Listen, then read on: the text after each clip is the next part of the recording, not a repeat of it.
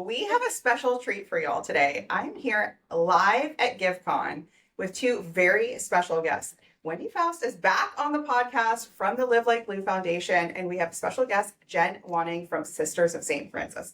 Thank you both for being here. Thanks for having us. Let's start with just a round of intros. So tell us about you and your organization. Wendy, we'll start with you. Okay. I'm Wendy Faust. I have the privilege of serving as the executive director of the Live Like Lou Foundation, named in honor of Lou Gehrig, the luckiest man in Iron Horse, and we support families affected by Lou Gehrig's disease. We fund ALS research, specifically through early career scientists, and we aim to create more awareness of ALS and honor Lou Gehrig's legacy in the process. Great. I'm Jen Waning. I get to serve as the Director of Advancement with the Sisters of St. Francis in Oldenburg, Indiana. We'll be celebrating our 175th anniversary next year. These women are powerhouse women, have served in all areas, mainly in the Midwest, but all over the world, and it's just a privilege to be with them. Amazing. Well, while we were getting set up here in the green room, we were having quite a lively conversation. We've hit all of the things. So a lot of baseball talk happening here. Absolutely. But I want to just kind of anchor into, it's been a wild time these past few months for the nonprofit world.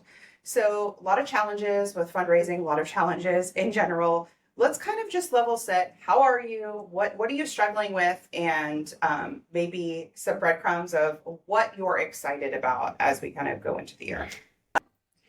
You want to go? I think it's, for me, there's uncertainty, right? There's uncertainty in what does the fundraising landscape look like. There's uncertainty in what does my organization's landscape look like.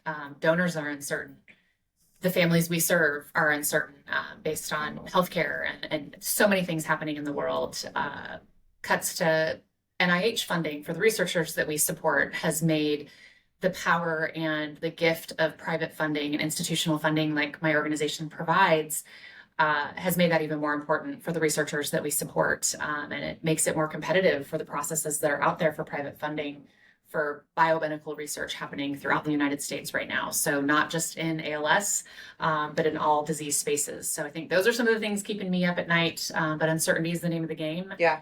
Sadly, uncertainty is the name of ALS as a disease. Yeah. So it's something that the community we serve, unfortunately, has to deal with on a daily basis. So uncertainty, it's tough. Yeah. But I think rallying support for the community, it's more important than ever to raise funds to support the programs that we have.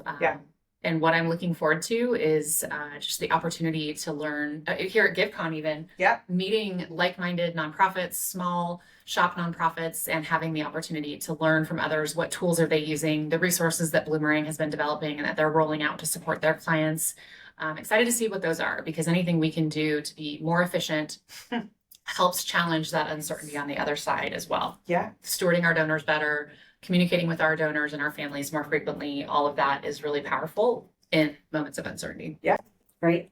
Yeah, absolutely. So thanks for sharing. So we have some of the similar, completely different organizations, but some of the similar, working for an order of religious women, there's 124 of them left. And so really our biggest concern, obviously we care about peace and justice. So what's happening in our world, that's really, really important to the sisters. There's a whole lot of time dedicated to prayer for that. Yeah. And some action as well, which is really impressive for these women to be able to do that. So that's kind of where we are. But it's really just important to share their legacy and to figure out how, as we go through the next 25, 30 years, what's that legacy going to look like? Yeah. Well, what are we going to do? So, but I see all the uncertainty, but I also, in my mind, see the great opportunity for us to do whatever, right? Like there's just, so, in the midst of change, there's lots of opportunity. And so I think it's a great time. That's a great point, Jen. It's like change rips the rug from underneath you. That's right. like it or not, you're like, okay. Yeah.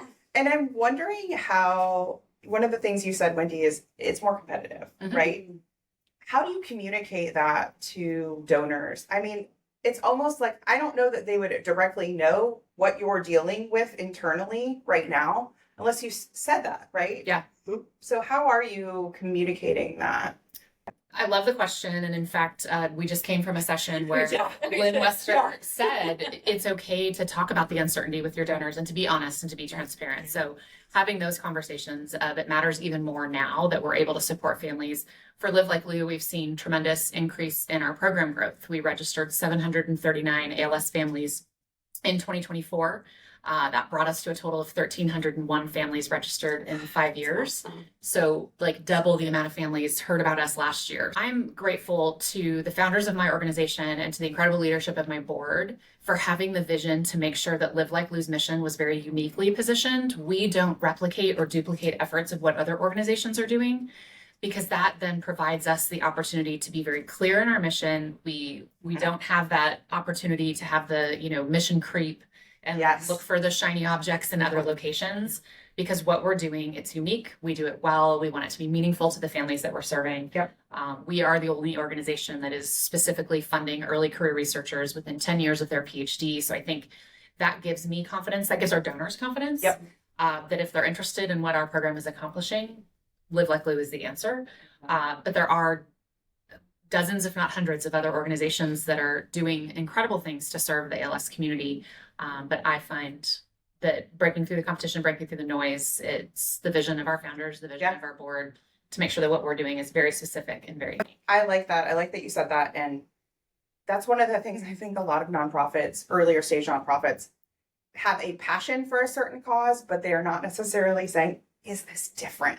Is this different? Yeah. And so I think that's a really smart piece there. Jen, anything to add? So the sisters are different all Yeah. in and of themselves, right? They are unique. I mean, there's several orders of religious out there, but again, we have unique. We have a huge mother house where we live in Oldenburg. Well, I don't live there, but in Oldenburg, Indiana. And so what do we do with that space, right? That's a challenge we have. What are we going to do with it when there's not people to fill it up? And so, how do we work with the community, and how do we make sure, that all of those pieces fall into place? So, that's a big challenge, not necessarily from a funding aspect, but really just a life aspect, right? Yeah. The sisters are challenged with, this is the end of the line for them as an order, and what legacy do we leave, when we're gone?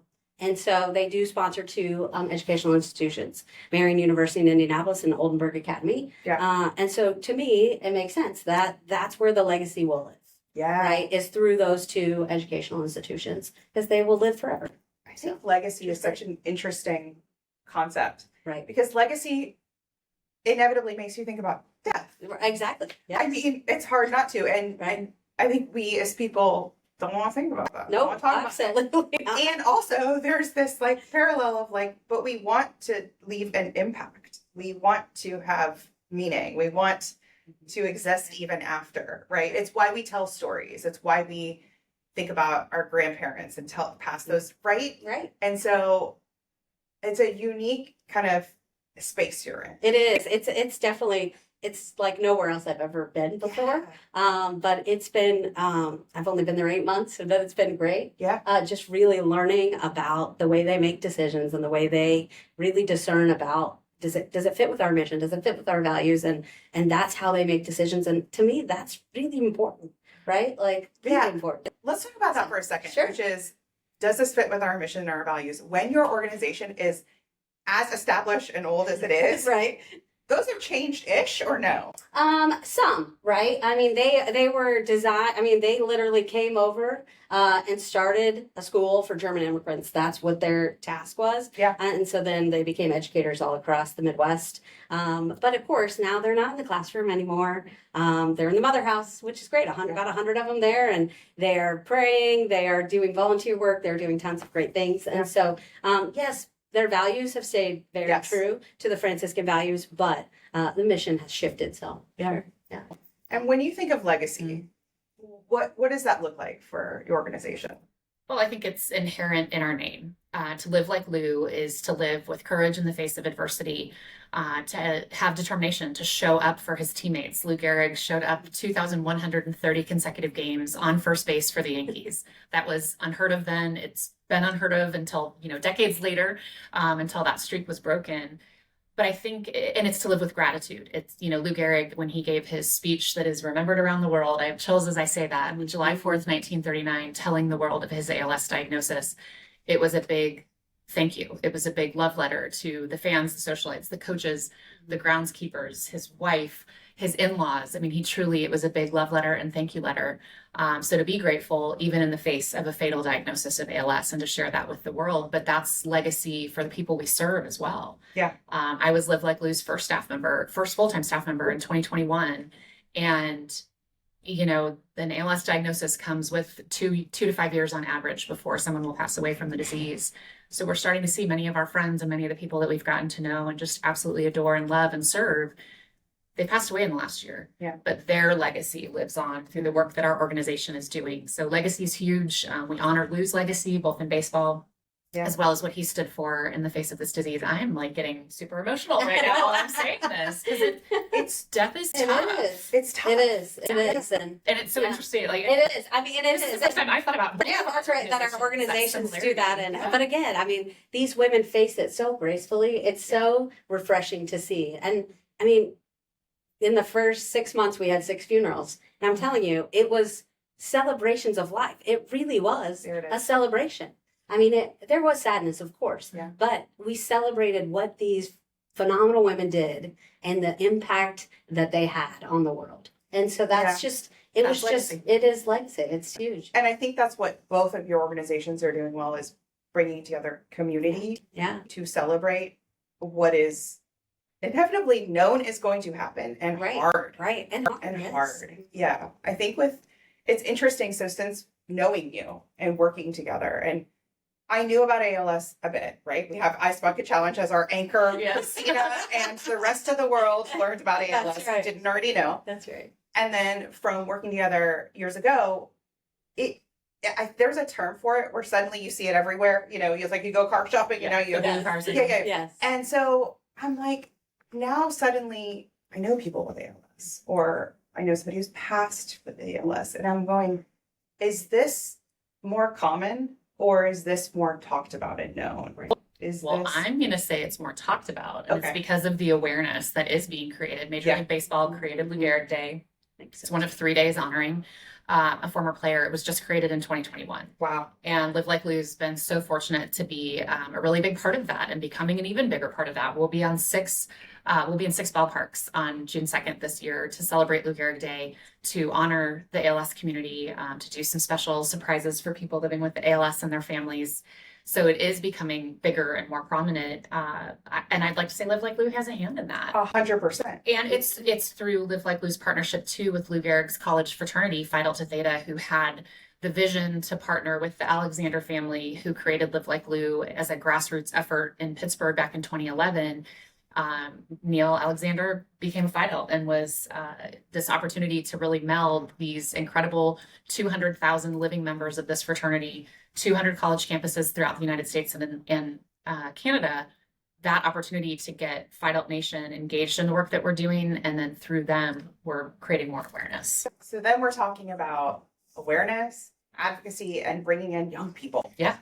And bringing in young people. I'm thinking about every client I've ever talked to, and they're like, how do we get more young people? How do we get more people to care about our mission who aren't affected, who don't know someone with ALS? It's like these big questions, right? Yep. And you've done that. You've done that really, really well. So let's talk a little bit more about how do you do it? Yeah. What does it look like? Well, I have to give a shout out to my colleague, Steve Good, who works for the fraternity. Steve created a program in 2010. He was doing his master's at Xavier and training for a marathon. And he was finishing the marathon. And Steve, I'm sorry if I butcher your story, but I love it. He was competing in the Flying Pig Marathon and running with a couple of women that were doing the race as part of Team in Training. And they had fundraised for Leukemia and Lymphoma Society. And he realized as he crossed the finish line, while he was so proud of himself, they had a bigger purpose in their run, right? It wasn't just about accomplishing that personal goal. So Steve, as his capstone project for his MBA, created the Iron 5 program for members of Lou Gehrig's fraternity to raise $1,000 through their personal community and then complete an athletic challenge of their choice. And so, right, fairly simple, very, very Yep. specific. Raise $1,000, complete an athletic challenge. It could be a 5K. My husband became an Iron Fi. He Yep. threw disc golf with our neighbors on the weekends. Yeah. I became an Iron Fi. I did the dry triathlon, indoor triathlon at Orange Theory Fitness. Wow. That program has now raised $5 million since 2010. So we have launched, and through inspiration from people like Christina and working with you over the years, we launched a program last year called Lose Crew. Yeah. So to join Lose Crew, it's a similar premise. You raise $1,000, but it's for the non-FIDEL audience. Raise $1,000, either complete an athletic challenge or complete a service project. We've now in the ALS community. Yeah. So we've had 14 people become members of Lose Crew, including both my children, which was really exciting. They did a lemonade stand, and Awesome. it became grandmas competing to donate more. So that lemonade stand raised quite a bit of money. That's like that Girl Scout cookie effect. You like it? Yes, Get yes. the grandparents involved. Yeah. But you know what? We posted up a lemonade stand. My husband sat out with his sun hat in the middle of a roundabout outside of our neighborhood with a sign of support people living with ALS, lemonade stand this way. And I mean, people would drive up and say, like, I'm here because that guy was sitting in a roundabout in the middle of a, 85-degree day in Indiana to tell me to come buy lemonade. I ended up with a local gentleman that does community relations for a bank that has branches throughout the Midwest. He came by and wanted to find out more. He donated $15 to each of my girls, and that has created a relationship and an opportunity for potential grant funding through those bank branches. So Lose Crew has that great potential. And again, my youngest daughter helped set up for a surprise birthday party for someone living with ALS. She helped blow up the balloons and build the balloon arch. So that was her service project. And my older daughter is a competitive swimmer, and she and her teammates for the swim team labeled, stuffed, and stamped all of our holiday cards, 2,000 holiday cards this past Christmas. That's a service project. Those are service Yes. projects. That's a big one. But we've made Lose Crew, you become a member of Lose Crew every year. So it's not just where Iron 5 was the one and done. Yep. We wanted it to be replicable. So This is what we like for 2025. Yes. Retention. Yes. Yeah. it's donor retention. Recurring, Exactly. recurring. Or any retention, ambassador retention, Yes. increasing retention. Yeah. Yeah, so they got their Lose Crew hats for becoming members of Lose Crew last year. It'll be a water bottle this year. So just we're getting creative, but that again, it drew in new donors. It educated our neighborhood, and these girls have had an experience. They're tweens and teens, so it's giving them an opportunity to give back as well at an early age, which is something I was introduced to through my mom. Yeah. That inspired my career in philanthropy. I just want to bookmark a couple things you said, which was this idea of repping. So even just, it's not always about swag, but the way you've branded Lose Crew, it's very easy for me to say. I can sort of immediately feel a vibe about it that makes me feel happy. Yeah. Right. And there's a hat and there's an experience. And that's what I think a lot of organizations are missing is it's not about how do I get you to do this for me, have the lemonade stand, post on social media, be a peer fundraiser, but more of why it would be cool for them to rep you, why it would be cool for them to actually have a reciprocal relationship with you. And I think you've done that really well. And it has a lot of legs to have that growth. Yeah, that ripple effects. I'm excited. Thank you. I mean, one of our volunteers, he did a rucking challenge and raised a couple $1,000s through Lose Crew and did the rucking challenge. And that was something that he set out to do with a group of friends. Yeah. So for 6 months, the fundraising was ongoing. But again, a personal athletic challenge for him. And he's someone that had served several of our families in the St. Louis area. So through that, then inspired additional people and educated about ALS while he's there, right? It's expanding our reach. Yeah. Through the donors, but also through the people he's participating in the exercise with. And then I think the other thing you're doing well is getting out into the field. Yeah. Talk about that, the literal field, the baseball field. I think it's really important. And I think that a lot of organizations, listen, I love working remote. I think it's great. But sometimes we're very, very cozy. Yes. And I was talking to a consultant last night and I said, answer me this. Everybody says, how do I get more board members and good ones? Let's talk about, and she's the board pro. And what is her name? Sabrina. Walker Hernandez. I said, get in here. She's another one I can't wait to meet. Yeah. I said, get in here. I said, I'm going to pick your brain. We're doing this. And she said, you got to go out. And I said, and we both agreed, it's not just about anyone, but you got to figure out who am I trying to reach? And you got to put yourself out there. And, it's not just how do I get you to fundraise? And so just kind of right-siding that. So, but I think you're really good about getting out. Talk to us more about what that looks like. So this is my first fully remote job. Okay. And I am a people person. I am an extrovert. Jen and I worked together previously, so that's how we've known each other. And left that very office structured environment, 8 to 5, to being fully remote. So joined a co-working space, and we have remote teams in Indiana and Ohio, and the co-working space we joined, thank you Cohatch, we received a scholarship from them. So we don't pay a penny to have access to co-working space that we can go into. I've got stickers on my laptop that tell the story of what I'm doing. People comment and ask, who's Lou, or what is Lou, and what does that mean, all the time. So that's been powerful. I had lunch with my auditors last week, and I kind of felt bad. I realized I'd been in the office way too much because it's winter, it's snowing, it's cold outside. It's miserable. I could have talked their ears off for I know this feeling. hours. Like, stay. Humans. Well, and they read my family. they read my board minutes, and they were asking questions. It just filled my bucket. So I think it's being willing to tell the story and having the elevator pitch, having the conversation.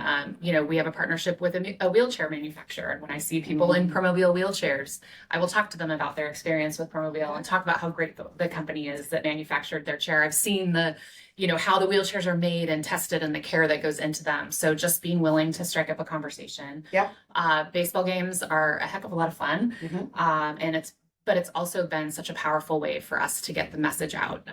We wore Lou Gehrig jerseys last year for all of our baseball activities, and people thought I was like a Yankees staff member. We were at the San Francisco Giants game, and we had just awarded a scholarship on the field to a girl that had lost her father to ALS. She actually lost her dad, her aunt, and her uncle. They had a familial form of ALS. About 10% of cases are hereditary. And so her family has been devastated, right? She's becoming a nurse at Point Loma University. We're at the Giants game. We present the scholarship on the field to her before the game starts, and people are stopping me because I'm in a Yankees jersey. The Giants were playing the Yankees, or I'm in a Yankees appearing jersey.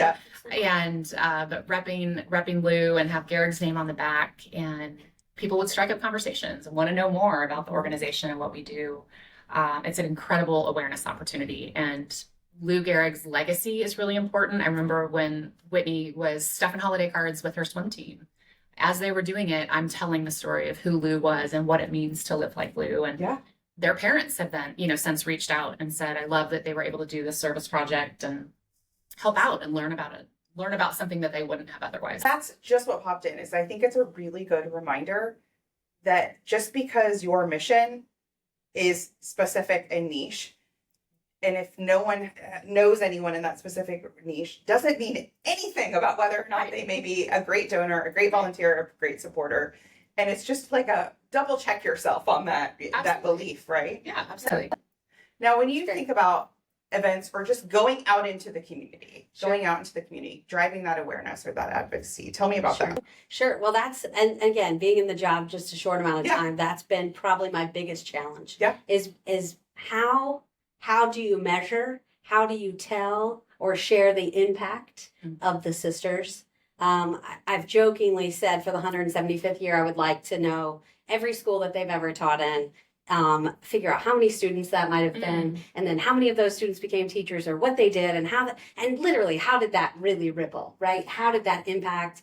I mean, we have a couple great archivists, but I'm not sure we can get all those. Okay, I was just gonna say, are we capturing their stories? We're going to for the 175th year. We've not done a fantastic job of it in the past, so I'm looking forward to I have an app for getting that. Oh, good! I love that. It's called Linda. I'll link to it in the podcast. Okay, good. It's that'd be all fun. about passing on those generational Oh, stories. I love it. Yeah, that's great. That's great. And it prompts. So I was saying to somebody last night, it prompts you if you have, like you're like, I know my grandpa has that great story, but he sort of just tells the same story again and again. But like, what about the other story? It gives you really great prompts. That would be so good. Yeah, that would be so good for us because again, we really want to capture the stories. They have fantastic stories. And for the sisters to tell the stories too. The students they remember in their voice, right? Exactly. I mean, I love to joke. I mean, we have a 95-year-old sister who was a principal, but she works in our office and she shreds our documents and she puts stamps on our envelopes. But I mean, I'm telling you, the stories. I mean, she's ornery and so fun, and those are my favorite. Like, they're the best, right? But we love having her, and it's just to her, it's a privilege. To us, it's just great. Another sister that calls all of our donors and thanks them and offers to pray with them, which is, I mean, how unique is that, right? So, but again, it's just how do we do that, and how do we get out and At tell the scale, story too, and right? make it, yes. And we really, I mean, the sisters are still relevant. They may not be out in schools doing their things, but they are still very relevant in their life. So Absolutely, it's really and important. some of So, the yeah. wisest Oh, so wise. you will Yes. meet. Because, right? Absolutely. Yes, absolutely. Yeah. Absolutely. Oh, I love that. So yeah. Oh, that's so good. When I was growing up, my dad used to say, I was put on this earth to make other people happy. And I never really thought about that.